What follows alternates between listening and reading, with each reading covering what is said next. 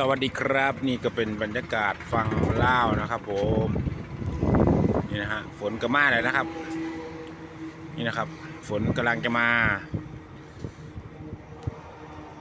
ครับนี่มากินข้าวน้ำแกนเด้อพี่น้องเด้อมื้อนี้เด้อ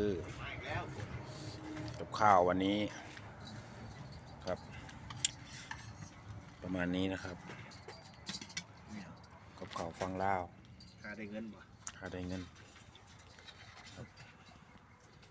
บรรยากาศรอหางนะครับก็จะประมาณนี้นะพี่น้องมาเด้อมากินข้าวน้ำกันเด้อ